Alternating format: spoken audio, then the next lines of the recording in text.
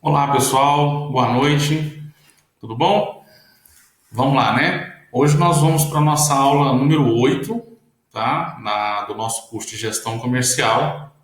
E o tema de hoje é um tema novo que particularmente eu gosto muito, tá? Eu sou apaixonado pelo estudo da economia, estudo de mercado. E dentro da grade de vocês, nós vamos começar a falar sobre economia e mercado, tá? É, é um estudo extenso, tem muito conteúdo para a gente ver, tanto que eu vou fazer aí, vamos chamar de série, né? Nós vamos fazer uma série de estudos, onde nós vamos ter essa primeira aula agora, que é essa aula de hoje, e provavelmente nós vamos desdobrar ela em mais três possíveis aulas para frente aí, tá? Para que a gente possa falar com muita clareza, que eu possa esclarecer muita coisa para vocês e a gente poder praticar isso um pouco também, tá bom? Então espero que vocês gostem. No final nós vamos fazer uma atividade bem simples, bem fácil, só para eu ver se vocês estão realmente assimilando o que foi falado aqui, né, na aula. Gostaria demais de dar essa aula para vocês na presencial, para a gente discutir, trocar ideia. Gostaria demais também de poder fazê-la com vocês através de uma live, né, ao vivo, para a gente trocar ideia na hora.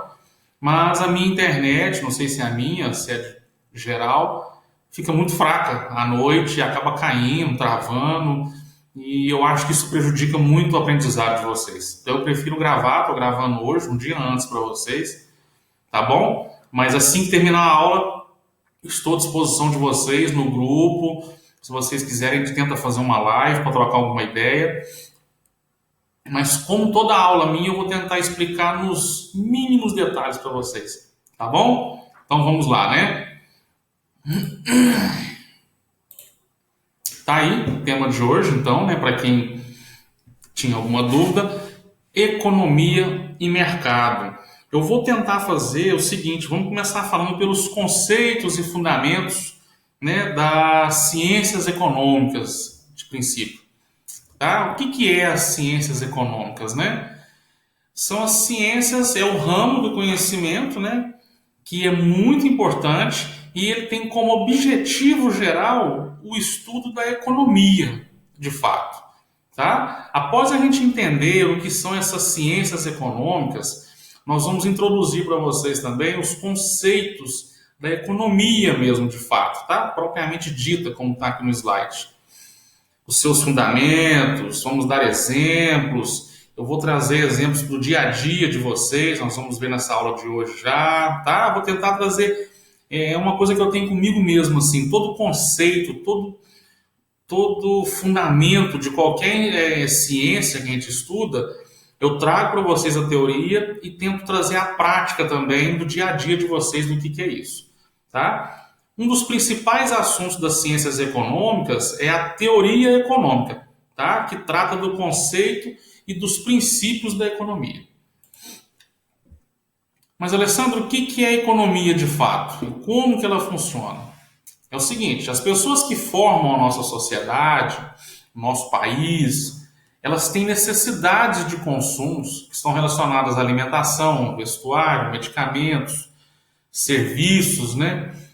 Médicos, compras de eletrodomésticos, restaurantes, enfim, uma série de coisas. Mas, na verdade, considerarmos que as necessidades de consumo das pessoas são ilimitadas, né? Porque dia após dia o consumo de outras coisas se torna hoje uma prerrogativa, né? Se torna uma condição de vida, tá? Muitas vezes hoje você consome coisas não por necessidade mais, mas por desejo, por status, tá?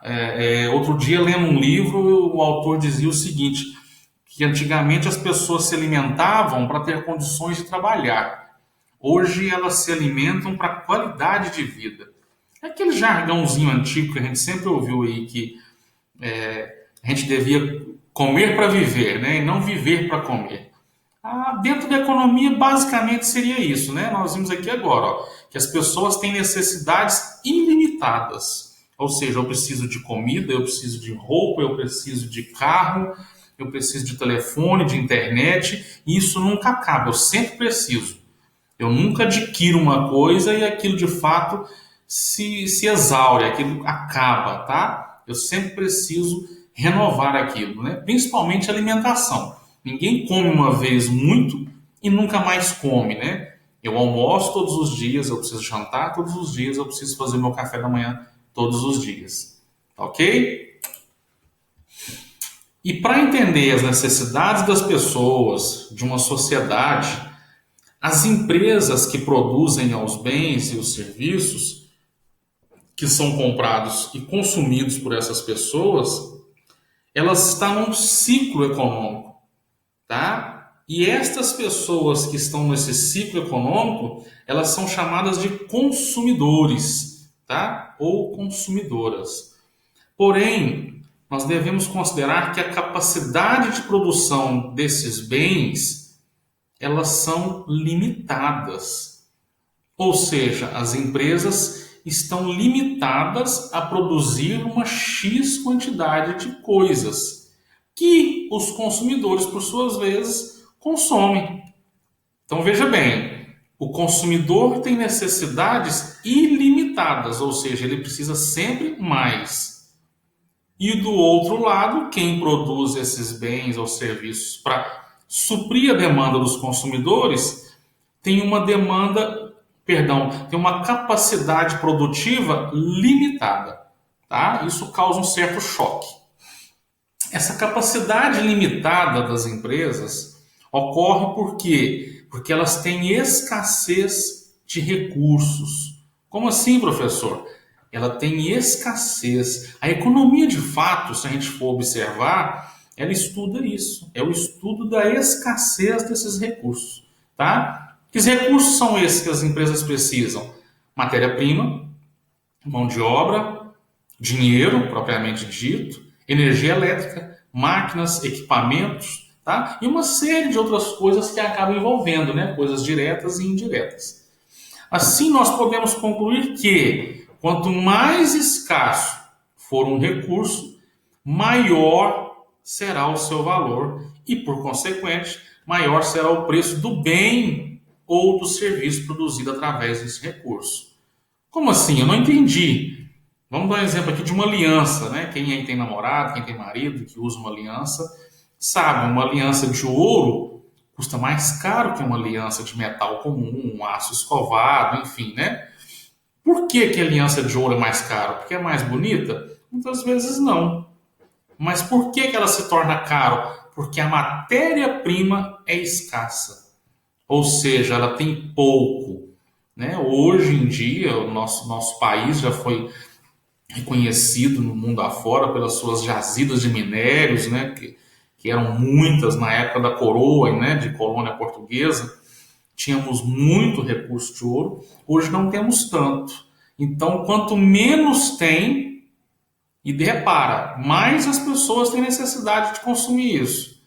Porém, ele se torna caro, né? E aí existe até a brincadeira, né? As coisas estão a preço de ouro. Por quê? Porque existe pouco, tá? Isso acontece com bens, acontece com serviços e acontece também, gente, com pessoas, tá? Com profissionais e com mão de obra, tá? Quanto mais gabaritado eu sou, quanto mais qualificado eu sou na minha profissão e mais escasso ou seja, menos pessoas como eu existem no mercado, mais caro é o meu valor e a minha mão de obra. Ok? Desculpa. Nós percebemos, então, a questão da escassez de recursos em muitas e muitas situações que são cotidianas nossas, né? Aqui na imagem, por exemplo, eu estou ilustrando para vocês uma banca, né, de verduras, parece aquelas de feira, né? Quem já teve a oportunidade de ir em uma cidade maior, onde tem essas feiras, aquelas feiras livres, é isso aí que a gente vê, uma banca de tomates, cebola e batata. A quantidade produzida é menor do que a necessidade dos consumidores, que é ilimitada. Ou seja, quando isso acontece, a procura pelo tomate ou pela cebola por parte dos consumidores, que é a demanda, é maior do que a oferta. Tá? Deixa eu tentar explicar mais fácil, que eu acho que eu compliquei um pouquinho para vocês. As pessoas têm necessidade constante de comprar tomate e cebola. Porém, algumas épocas do ano, devido a, né, principalmente esse tipo de legume, de verdura, eu não sei de fato, eu sei que tomate é fruta, eu não sei o que cebola é, mas enfim, algumas determinadas épocas do ano, devido a excesso ou falta de chuvas, a produção diminui, e diminui muito. O que acontece quando acontece esse tipo de situação? O preço aumenta, e aumenta significativamente. Tá? Isso impacta muito na nossa economia, impacta muito na economia doméstica minha e sua, tá? Por exemplo. Então isso acontece demais, sempre. Vocês vão ser sempre matérias nos jornais falando sobre isso. O preço da cebola disparou, o preço do tomate disparou, o preço disparou, de não sei o quê. Então, por quê? Exatamente por conta disso. A nossa quantidade de consumo continua a mesma, porém a oferta diminui, tá? Em detrimento de vários fatores. Eu usei aqui o exemplo do tomate e da cebola, que são verduras que realmente, com época de chuva ou falta de chuva, ela diminui e o preço vai lá para o espaço. Ok? Então, considerando os conceitos relacionados às necessidades dos consumidores, os recursos e a sua abundância ou escassez, que eu disse lá agora, essas relações entre oferta e procura podem entender o conceito de economia como... Olha só, hein? Temos duas teorias de economia aqui muito importantes. Isso não cai em prova não, tá? Vocês já sabem, despenca. Sendo que a economia é a ciência que estuda os recursos escassos e as alternativas de produção, para entender as necessidades ilimitadas dos indivíduos. Então, a ciência econômica é a ciência que estuda os recursos escassos e as suas alternativas de produção. Para quê? Para atender às necessidades que são ilimitadas dos indivíduos. Tá? Mas Rossetti também tem o seguinte conceito. Ciências econômicas compete o estudo da ação econômica do homem, envolvendo essencialmente o seu processo de produção, a geração e a apropriação da renda, e também o dispêndio e a sua acumulação. Tá ok? Dessa forma, então, a gente pode dizer que a economia se preocupa em entender, estudar e analisar situações de escassez envolvidas em processos produtivos ou até mesmo prestações de serviços. Tá? Esse é um conceito não do Rossetti nem de outros, mas do Alessandro. Tá bom? Então é isso que eu penso. A economia é a ciência que estuda a escassez de algo. Um dos recursos econômicos para a produção, que é fundamental, é a mão de obra. Tá? Em alguns setores da economia, ela é escassa, muito escassa, porque nesses setores há necessidade de pessoas com qualificação técnica muito apurada. Né? Eu falei isso ali agora atrás para vocês. Assim, aquelas pessoas que possuem uma qualificação profissional muito grande, elas são disputadas por empresas, tá? Que precisam daquela pessoa. Eu trabalhei em hotelaria, por exemplo, e aqui em Araxá, a gente tinha muita dificuldade de contratar uma pessoa para recepção de hotel que falasse inglês perfeitamente, que escrevesse inglês perfeitamente. Tá? Você tinha pessoas com boa aparência, pessoas com formação na área de turismo, enfim, você tinha vários requisitos que você precisa para uma pessoa dessa. Porém, quando você precisava de uma pessoa que falasse inglês corretamente, fluentemente, você tinha um pouco de dificuldade. Duas línguas, então, nem se fala. Tá? E quando a gente encontrava essa pessoa, provavelmente ela já vinha desse mercado, porque ela já era explorada nesse sentido, e ela se sentia disputada por empresas. Então, ela meio que se valorizava, se autovalorizava. Então, o seu salário tinha que ser maior do que você pagava para uma pessoa comum. Por volta de 2008, se eu não me engano, eu lembro que teve um boom aí das contratações de pessoas com portadores de deficiência, né? a CBMM, por ser uma empresa muito grande, por ser lei, ter uma porcentagem de... Vamos imaginar uma situação, né? Deixa eu ver se eu falo mais claro. Lá tem 2 mil funcionários. Então, eles teriam que ter, para 2 mil funcionários, eles teriam que ter 200 funcionários portadores de necessidades especiais. Há quem diga, né, uma brincadeira maldosa, que tinham pessoas que cortavam um dedo para entrar lá, né? Por quê? É uma empresa que paga um bom salário, tem bons benefícios. Então, o mercado aqui de fora tinha dificuldade para encontrar isso.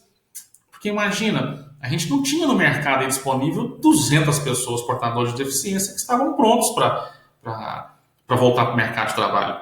Porque geralmente, se eles fossem trabalhar numa empresa de pequeno porte, eles iriam ganhar um salário mínimo. O governo já dava para eles esse benefício de um salário mínimo. Então, para que eu vou trabalhar? Né? A menos que você tenha valor, que você tenha alguns princípios muito fortes, que você diga, não, eu prefiro estar no mercado comum, no mercado formal, né, mercado particular, corporativo, do que ficar dependendo de bolsa do governo, de benefício. Agora, quando se tratava de comparar isso com o CBMM, onde a pessoa tinha a possibilidade de ganhar 3 vezes mais do que ela ganhava, ele não pensava 2 vezes, né? E isso tornou esse tipo de pessoa, esse tipo de mão de obra muito escasso. E as pessoas brigavam por conta disso, tá? Então, a mão de obra, por ser um dos recursos econômicos para a produção, quando você encontra uma mão de obra qualificada, ela é mais cara, tá? Temos vários exemplos, poderia trazer para vocês aqui 1 hora de exemplos disso, né? Mas uma mais comum também que a gente conhece é o profissional hoje de construção civil, o pedreiro propriamente, né? Não por qualificação, mas por extinção e escassez. Né? Dificilmente você vê jovem hoje, se pergunta um jovem hoje, o que você quer ser quando crescer? Ah, eu quero ser pedreiro. Ninguém quer ser pedreiro, né? A pessoa quer ser algo de profundidade, eu quero ser advogado, médico, enfim. E mais vezes as pessoas estão trabalhando, estão tendo condições de construir as suas casas e estão hoje refém desse profissional que se tornou escasso e que cobra o valor que quer e nós somos obrigados a pagar porque quase não tem mais, né? Outro exemplo é sapateiro, né? Quase ninguém conhece um sapateiro mais, tá? Mas vamos lá, senão daqui a pouco escurece. Elementos importantes do cenário econômico. A economia é movimentada em função de alguns elementos que são chaves, né, para isso, e eles estão presentes em todo o processo de produção e consumo. Nós podemos observar algum desses elementos aqui agora e as suas definições, tá? Quais são esses elementos? São os agentes, escassez, produção e mercado. Ok? Agentes, escassez, produção e mercado. Vou começar falando para vocês dos agentes, que são o quê? É o comportamento dos consumidores de bens e serviços, tá? Os agentes são o comportamento. Entendeu? Então nós temos aí 4 elementos. O primeiro dele é o agente, que é o quê? É o comportamento dos consumidores de bens e serviços. Exemplo disso, a figura que ilustra para nós, ó, pessoas, empresas e governo. Ok? O próximo, escassez. O que é escassez, professor? São produtos escassos, tá? Em alguns momentos do mercado, da economia, onde eles têm a sua oferta reduzida para o consumidor. Exemplo, o leite na entre-safra de produção. Tá? Nessa época de escassez, quando, ou seja, o leite diminui, ele custa mais caro para o consumidor. Tá? Eu não sei exatamente se é na época de seca, se é na época das águas que eles costumam falar, mas enfim, eu sei que, eu acredito que o mato está muito seco, o capim está muito seco, a vaca produz menos leite, mas enfim, nós não paramos de consumir em épocas de chuva ou épocas de pouca chuva. A quantidade de consumo nosso é sempre a mesma. Então, porque existe menos produto no mercado, ele se torna mais caro simplesmente por uma especulação de mercado, tá? Muitas vezes o produtor lá na ponta, que é o dono da vaca que tira o leite ali, muitas vezes ele não recebe de volta tudo aquilo que está sendo cobrado lá na gôndola do supermercado. Ele tem ligeiramente um aumento no seu produto, na produção, mas não aquele que o atravessador, ou seja, o beneficiador daquele leite, tem de fato nisso, tá? Isso existe muito mais para frente, nós vamos discutir sobre isso, que são os especuladores, tá? Vocês vão ouvir muito isso em jornal. O outro, a produção, tá? Esse outro elemento, que é de fato o processo produtivo, né? Que gera riqueza e satisfação para os nossos consumidores. Tem um exemplo aí, a foto, né? A produção de um carro, tá? E por último, o último elemento é o mercado, que é o local onde a gente comercializa os nossos produtos ou serviços, né? Eu pus aqui um exemplo para vocês do mercado de carros, mercado de boi, um hospital, né, que é serviços, delegacia de polícia também, que está dentro de serviços. E eu pus aqui a foto para vocês aí da Bovespa, né, da Bolsa de Valores de São Paulo. E basicamente trata de todos esses mercados aqui, né? Mercado de carro, de boi, hospital, delegacia de polícia, etc, né? Ali acontece o quê? Preços, trocas, valor, moeda, concorrência, né? Os agregados, crescimento, equilíbrio e organização, tá? São os mais comuns dos itens que a ciência econômica se preocupa. Eu falo que eu amo esse assunto porque ele é muito complexo e ao mesmo tempo simples, tá? E tudo gira em torno da economia, gente. Um bom administrador, um bom não, né? Um bom é mediano. Um excelente administrador, um excelente gestor comercial tem que estar atento a tudo que está à sua volta, tá? Ele tem que ter noção de preço de dólar, de como andam as ações na bolsa, se estão caindo, se estão se elevando, porque tudo isso influencia de alguma forma o mercado que a gente trabalha hoje, tá? E dentro das ciências econômicas, nós temos duas divisões, né? E para melhor entender isso em nossas vidas, nós vamos estudar essas teorias econômicas, dividindo ela em duas partes, que são a macroeconomia e a microeconomia, tá? Nós vamos trabalhar em cima desses dois tópicos hoje. A macroeconomia é quando nós tratamos quando nós tratamos da macroeconomia, nós estamos observando a atividade econômica de um grupo de pessoas, famílias, empresas e comunidades, tá?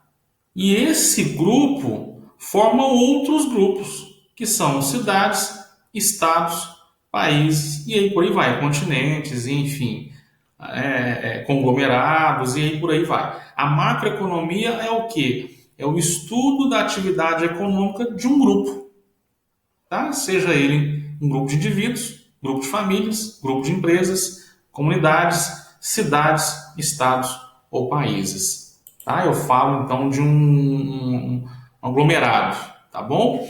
Essa atividade macroeconômica, ela ocorre pela somatória dos hábitos de produção, consumo e acumulação de bens de todos os que fazem parte desses agrupamentos. É a soma de tudo isso, tá? É a soma de todos os bens produzidos e consumidos, tá? Ou acumulados por esses grupos.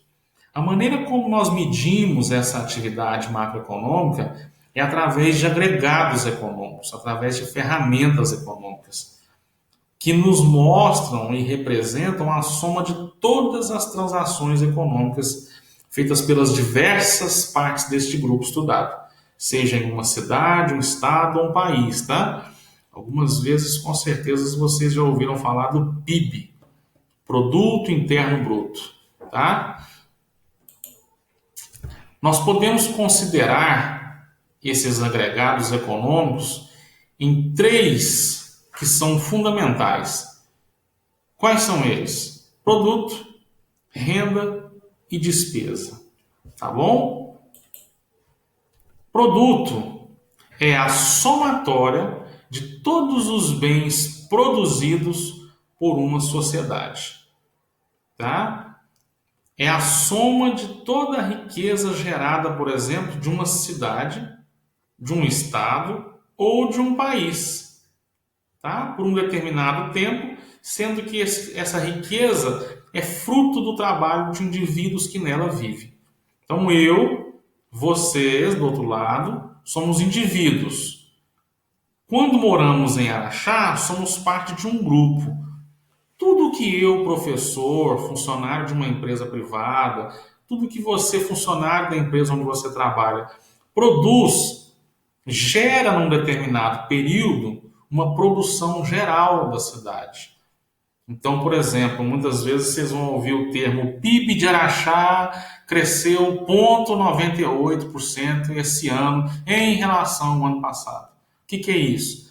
Tudo que Araxá produziu de minério, tudo que Araxá produziu de doce, tudo que Araxá produziu de a senhorinha que tem uma fábrica de confecção lá no Luciano Lemos, tudo que nós produzimos, que nós tiramos nota fiscal, e isso é registrado lá no governo, de tempos em tempos eles conseguem medir isso. Tá? Hoje, antigamente levava mais tempo, hoje está mais instantâneo. Mas no final do mês o prefeito sabe, a controladoria da cidade, né, ou da União do governo geral, quer saber qual foi o PIB de Araxá em abril. Eles dão 2 comandos lá e descobrem. Com base em quê? Com base nas receitas, nas notas fiscais geradas, nas compras de mercadorias que nós fazemos com nota fiscal que vem para a nossa empresa, na nossa cidade. Tudo isso gera um produto. E a soma desses produtos gera um outro resultado para a gente, tá? Isso pode ser por estado e por país também. A renda, professor, a renda é a somatória da remuneração das pessoas que pertencem a uma pequena sociedade ou um grande em um determinado período de tempo. É a mesma coisa de produto, porém agora é a renda, é o quanto eu ganho. Eu recebo 2, 3 mil reais por mês e você recebe 2, 3 mil, fulano recebe 1.000, ciclano 5 mil, e aí faz-se um montante. Tá? O montante disso, tá? Seja de salários, seja de locação de imóveis, seja através de carros, equipamentos, né? Seja através de lucro que as empresas têm, os seus sócios têm, enfim, seja através de juros de investimento que eu apliquei, tudo que eu tive de remuneração é chamado de renda e gera um resultado, gera um dado, que muitas vezes você já deve ter ouvido falar também já, a famosa renda per capita, né? Qual é a renda per capita de Araxá? Qual é a renda per capita do estado de Minas? Qual é a renda per capita do Japão? Qual é a renda per capita dos Estados Unidos?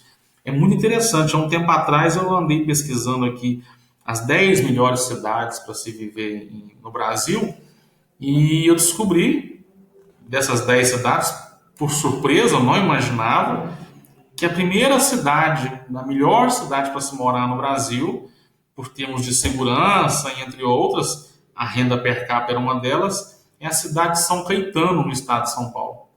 Tá? Que fica ali no ABC paulista, né? Depois vem Balneário Camboriú, se eu não me engano, e entre elas tem Niterói, no Rio de Janeiro. Né? Aquela famosa ligada lá pela ponte ali, né? Rio-Niterói. O interessante é que eu fui pesquisando uma a uma quais eram as suas características mais marcantes, assim, e Niterói tem uma das maiores rendas per capita do Brasil. Mas como que é isso, professor? É a média do que eu ganho, você ganha, o João ganha, o Sebastião ganha, a Maria, e aí divide pela quantidade de habitantes, e lá eles têm, pasmem, R$ 2.006 de média de salário entre as pessoas. Então, ou seja, entre eu e você, a média disso, lá tem R$ 2.000 de salário médio.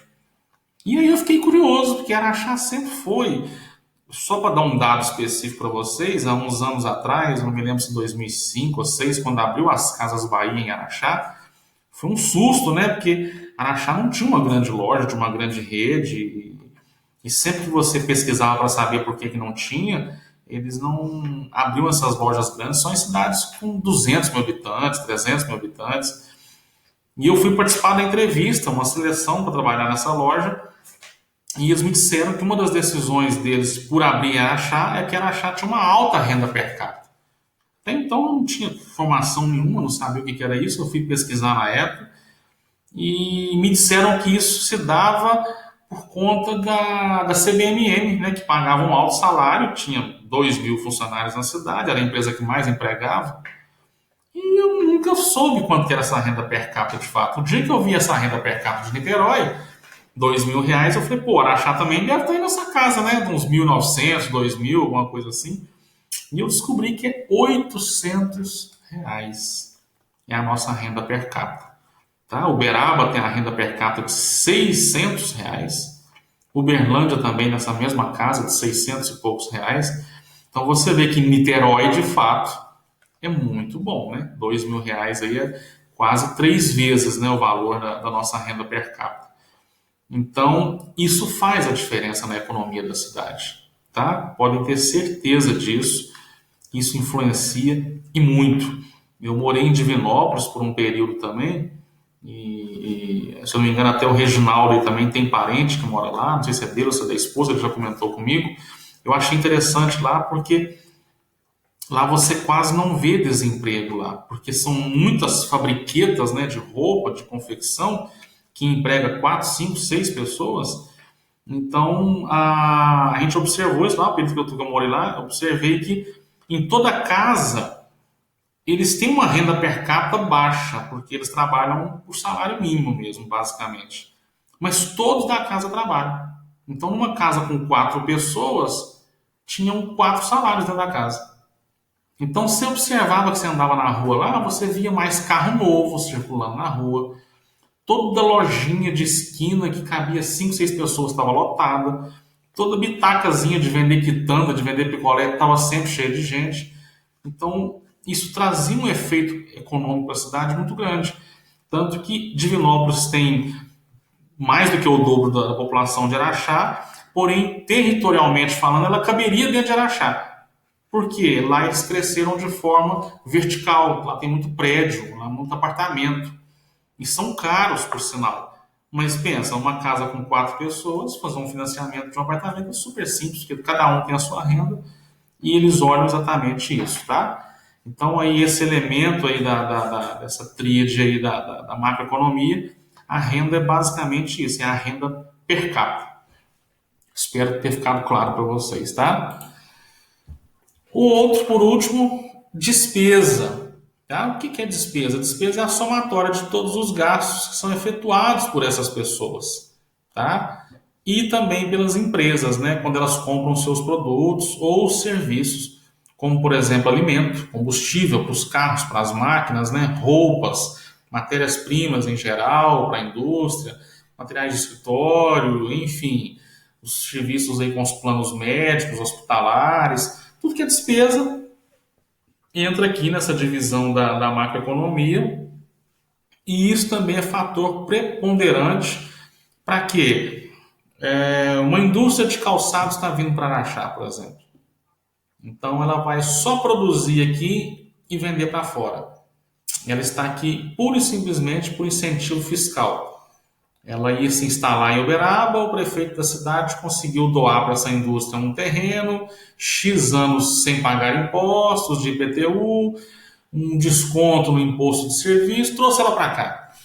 Se ela não vai vender nada no mercado daqui, para ela não interfere nada nessa questão de despesa. Mas se ela vai vender aqui no mercado, ela procura saber qual é a média de despesas da população de Araxá naquele segmento dela.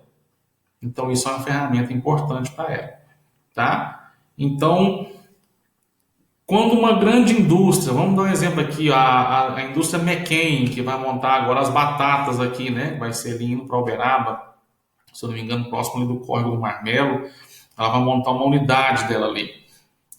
Ela já avalia todos esses passos aqui, tá? Ela avalia, por exemplo, o produto, o PIB da cidade, porque ela sabe se a cidade é uma cidade que tem capacidade produtiva alta, ou seja, ela tem mão de obra para contratar, ela não precisa buscar mão de obra nas cidades vizinhas, porque ela entende que a cidade é próspera. Ela avalia renda per capita, porque aí ela vai ter uma noção de quanto ela vai ter que pagar pela sua mão de obra, e ela avalia também as despesas para saber se ela é viável estar em Araxá. Então, tudo isso é avaliado dentro do estudo da macroeconomia. Ok? Agora, para nós finalizarmos a aula de hoje, nós vamos falar de microeconomia, tá? E os seus conceitos, que são menos amplos do que os conceitos da macroeconomia. Quando nós abordamos a microeconomia, a gente observa que ela se refere a um estudo dos comportamentos de consumo, igual da macroeconomia, porém de pessoas, famílias e empresas isolados como indivíduos, tá? Então, todas as pessoas, famílias e empresas que produzem bem o serviço, né, ou participam da formação de preço de alguns fatores da produção, individualmente, isso é microeconomia. É quando a macroeconomia é um grupo e a microeconomia individual. Por exemplo, eu trabalho, a minha esposa trabalha, a minha filha trabalha. Somos um grupo, uma casa, macroeconomia. Eu, Alessandro, sozinho, microeconomia. Ok? Assim, nós podemos considerar que a microeconomia está intimamente ligada à nossa realidade cotidiana, né? Os seus princípios estão relacionados aos nossos hábitos de comprar e vender bens ou serviços, poupar dinheiro, poupar para o futuro, trabalhar em empresas do setor do comércio, da indústria ou de finanças, tá? Tudo que é empreendedor, tudo que é empresário, gera bens e serviços para serem comprados por outros indivíduos. Tudo isso é microeconomia, ok? Tudo que é individual, tudo que relaciona-se ao meu dia a dia propriamente, às minhas rotinas, aos meus hábitos de consumo. Eu, sozinho, Alessandro, é uma microeconomia, tá bom? Agora, a relação entre as duas, entre microeconomia e macroeconomia, é o seguinte: como você já viu nos tópicos anteriores, a microeconomia trata da atividade econômica de pessoas, tá? Ou seja, de pequenas unidades da sociedade, enquanto a macroeconomia trata da atividade econômica de uma sociedade como um todo. Tá? A gente pode até dizer aqui que microeconomia seria eu e minha casa.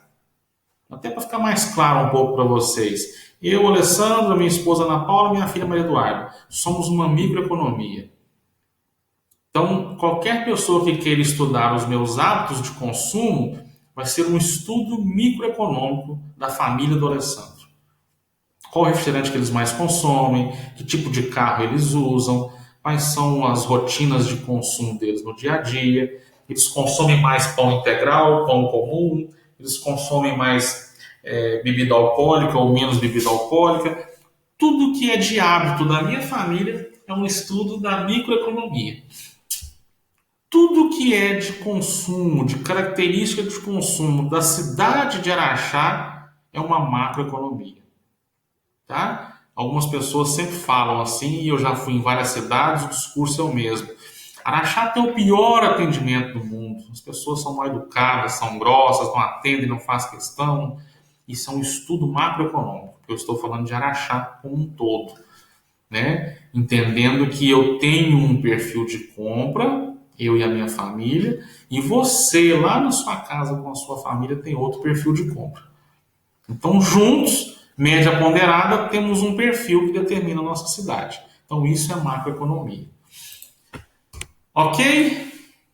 Será que ficou claro para vocês? Não? Então, vamos lá. Você acredita que há uma relação entre as duas divisões da economia? Não? Ou seja, entre a macroeconomia e a microeconomia? Não?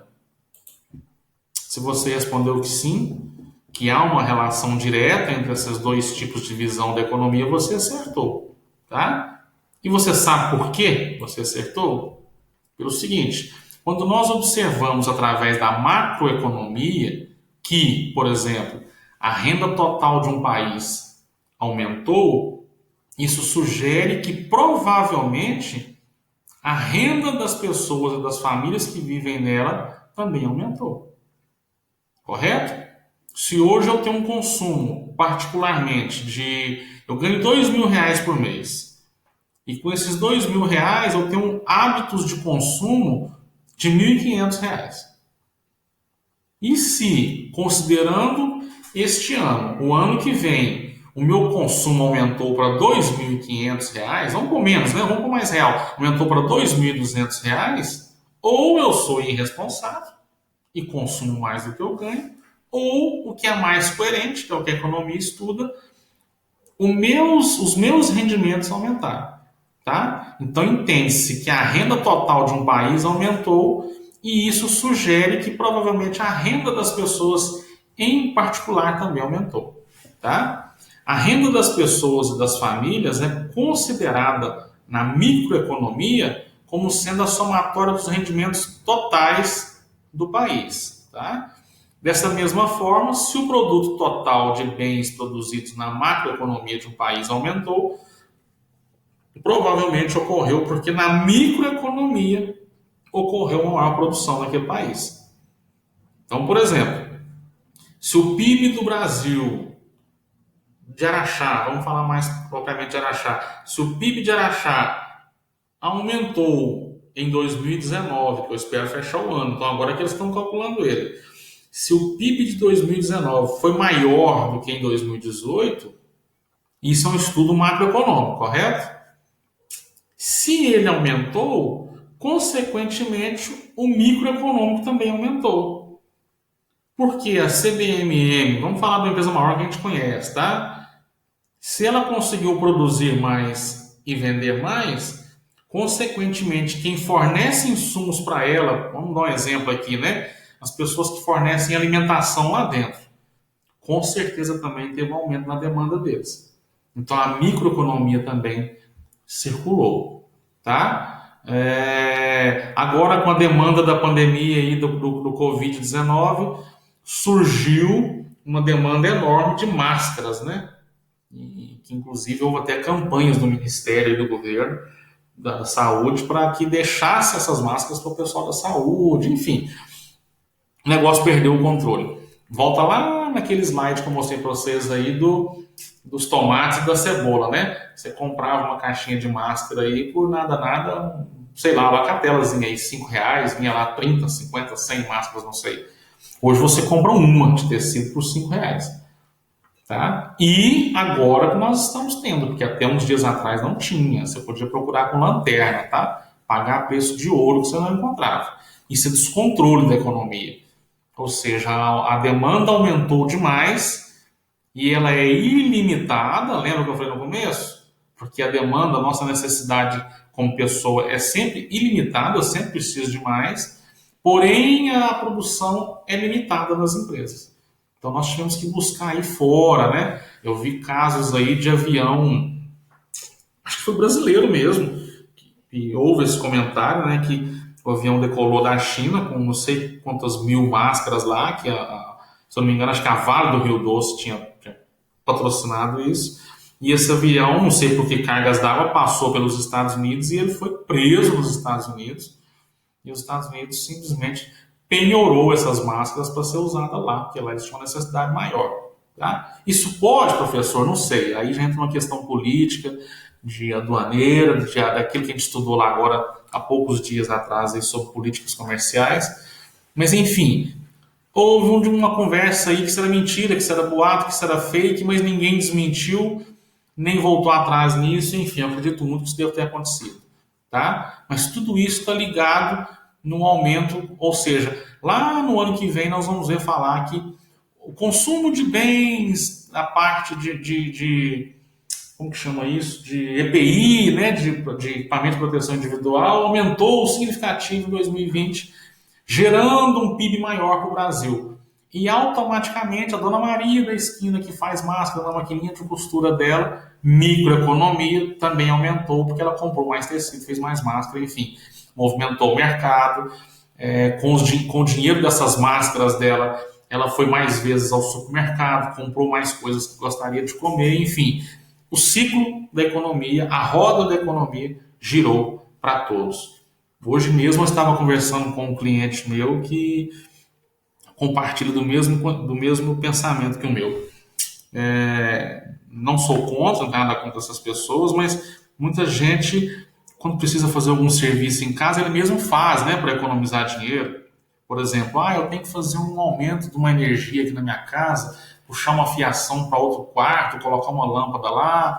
Não, eu mesmo faço. Vai lá, compra o fio, faz, enfim.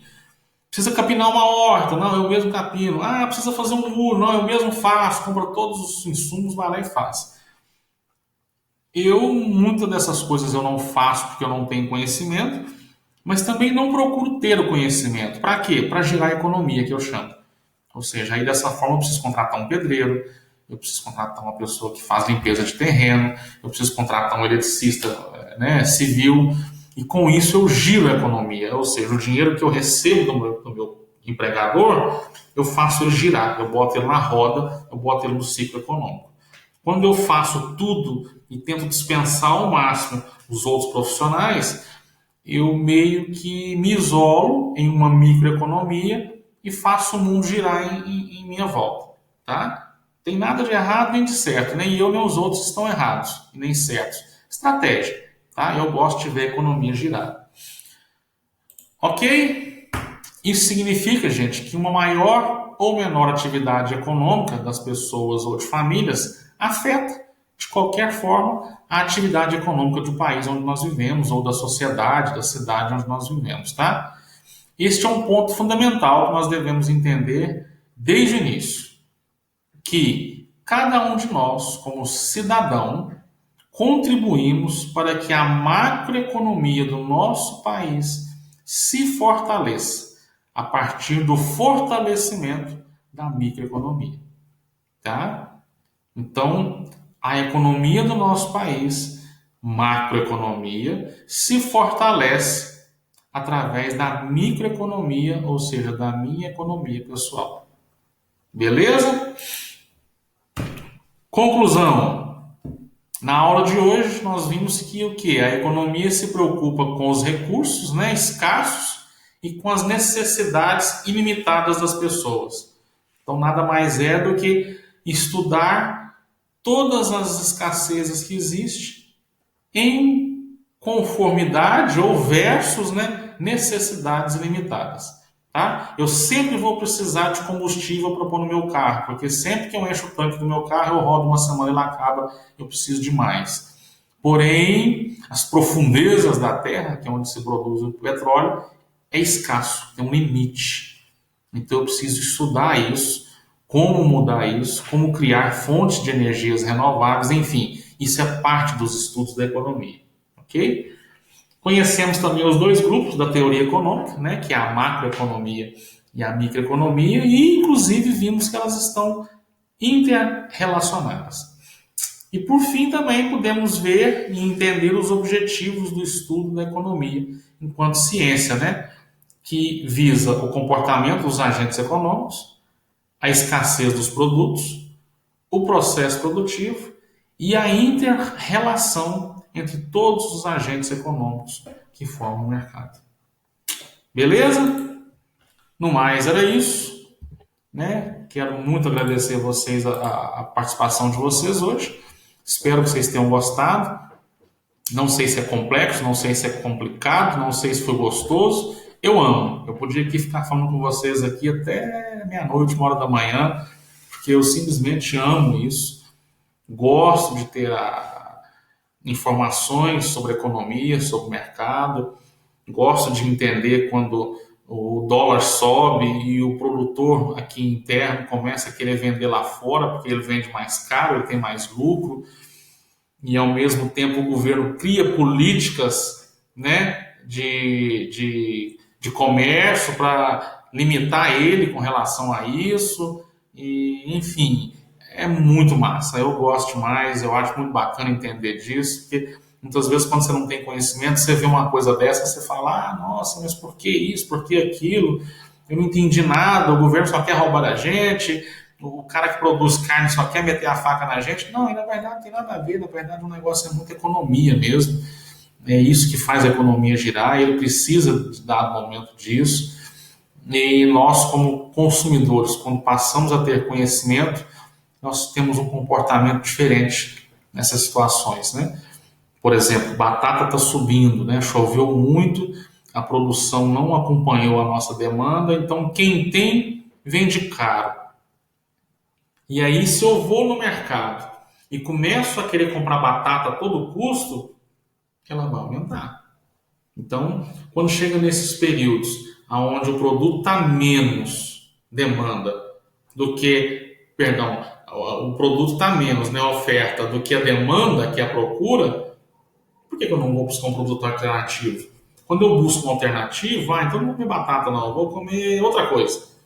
Eu faço com que a especulação, com que as pessoas abaixem isso, porque vai começar a sobrar, entendeu? Então, quando começa a sobrar, aí eles, pô, não tem para quem vender, deixa eu vender para alguém mesmo, pelo preço que quer pagar, tá? Não sei se eu fui claro não, mas se vocês tiverem dúvida, entra aí no grupo, me chama aí que eu tirar a dúvida de vocês, tá? A atividade vai em seguida agora para vocês fazerem, vocês têm até terça-feira que vem para me entregar ela. Tá bom? No mais, um abraço, muito obrigado, Deus abençoe vocês. Até mais.